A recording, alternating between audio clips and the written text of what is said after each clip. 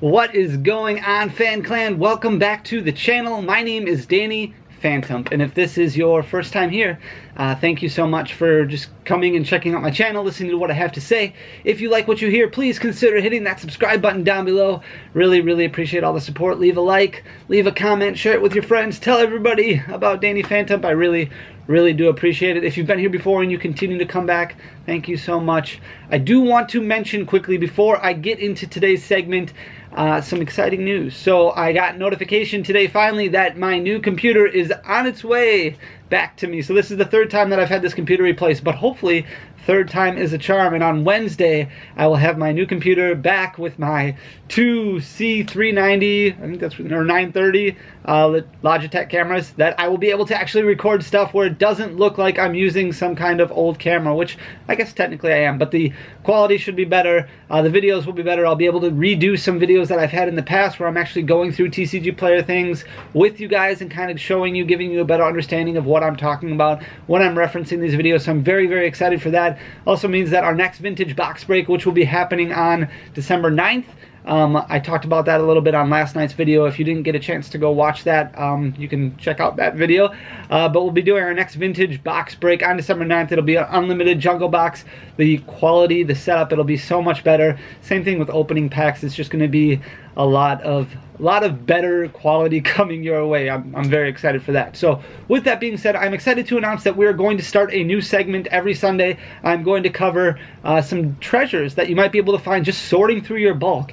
And I did talk about some of these items a long time ago when I've talked about items that you can pull out of your bulk that have value, and I figured there are a lot of cards that people are probably kind of just glossing over, especially if you're a collector, somebody who doesn't pay a whole lot of attention to the competitive format. There's cards that you can sort out of your bulk that actually do have some value to it. So as you're making your TCG Player accounts or your eBay accounts or your Amazon accounts and you're looking for ways to drop some of your extra cards and earn a little bit of money back, I'm not talking about crazy amounts. I am talking about some actual money, a few dollars a piece. These are cards that you may have numerous copies of that if you do enough sales will turn into some decent profit. So it's a lot better than selling them for, you know, 3-4 cents or whatever the bulk rate is that you're getting right now. So I do want to talk about some of these. I'm going to go over 5 every Sunday. So we're going to take it away with the first 5 this Sunday. These are all cards from the expanded format. If you aren't very familiar with the competitive side of things, there are 2 different kinds of formats basically for competitive play. There is an expanded format and a standard format. The expanded format is basically any set that started from black and white onto the current set is legal except for a small list of banned cards. The standard format, I believe right now, is Team Up. I think up until Champion's Path or Vivid Voltage is what it would be now. That would be the standard format. So we're going to talk about anything that's in standard and expanded. Specifically in expanded format right now is what we're going to go over. So these are cards that you may have multiple copies of that came out in the black and white era or later. Some of these are reprints, so they did have previous printings that you might be able to find, in which case most of those previous printings are actually worth a little bit more. But if you have old bulk, specifically in this video, it's going to be mostly old trainer cards. Go through those, see if you find any that I'm talking about. And then, yeah, you might be able to sell some and make a few extra dollars just in time for the Christmas season. Helps you stack up your inventory, but it also helps you know what to look for when you're buying cards and what value you can pull out of bulk lots.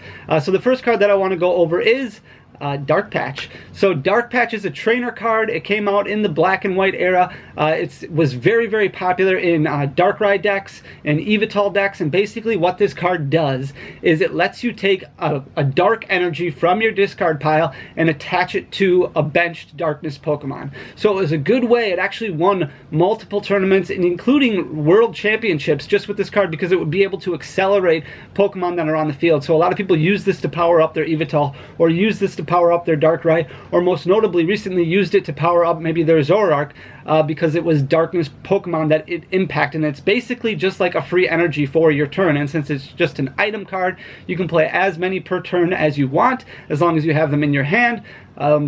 and it doesn't count as like your supporter, and it doesn't count as your energy attachment for the turn, which is really, really cool, and thus why it is growing so much in price. At one point last year, this card actually hit $11, $12 a piece just for a regular copy, and this is an uncommon card. So an uncommon card that hit $11 to $12, right now with no competitive play, it is still selling for about $5 a piece. You have a reverse foil copy of it, you're looking to get about $10 per copy of that, so definitely look for that. The second card that I want to talk to you about is Battle Compressor. So Battle Compressor is a card that came out in the Phantom Forces block. It lets you look through your deck and discard up to 3 cards. So a lot of decks that really made this work. I mean, this is played in basically any expanded deck, but a lot of decks that really thrived off of this are decks like Night March, decks like Flareon, where you're trying to load up your discard pile with different Pokemon. Night March, any Night March attack Pokemon, so Joltik or Joltik, or what are the other two? Joltik or Pumpkaboo or Lampent were the 3 that came out that had a Night March attack.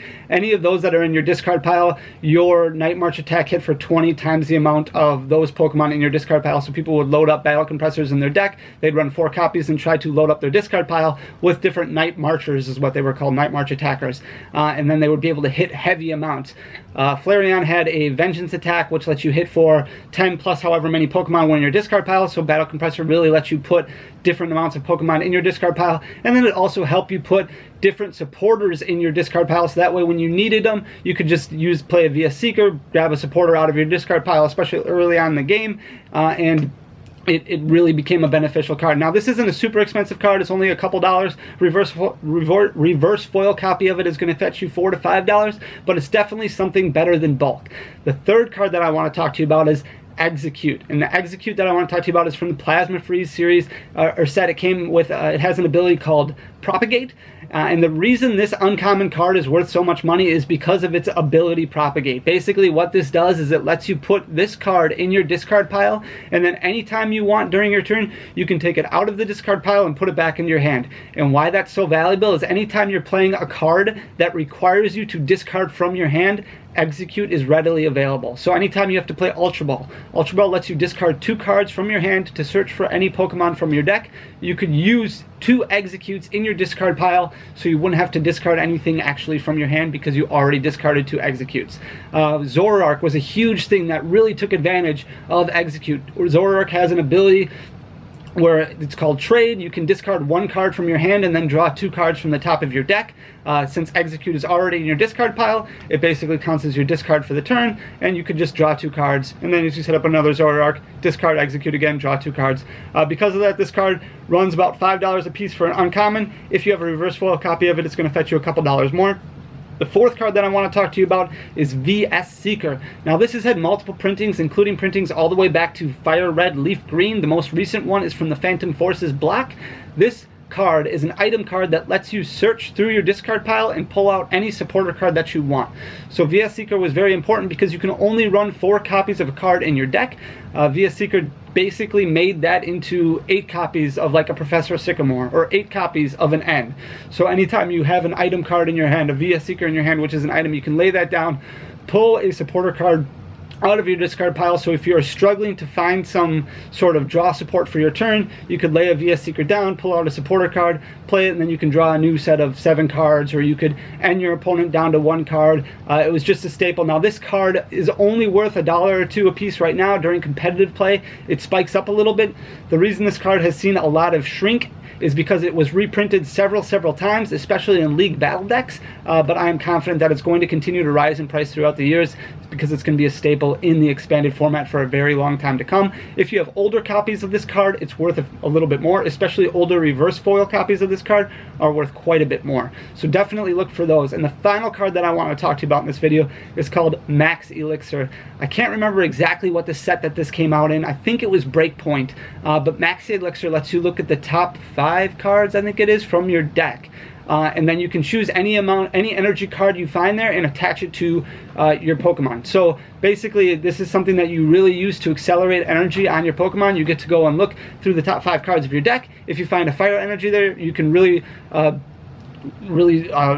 just kind of ramp up your Entei or your Charizard that might be on your bench. Or back in the day when there was Max Elixir, you would use it for like an Evital deck that hits basically off of the amount of darkness energy that you have attached to it, or Mewtwo with X-Ball hits based off the amount of energy attachments that you have to it. So people would play max elixirs, and they could play, you know, 2-3 copies a turn if they had them in their hand. They would lay those down, and then they would be able to pull the top 5 copies off of their deck.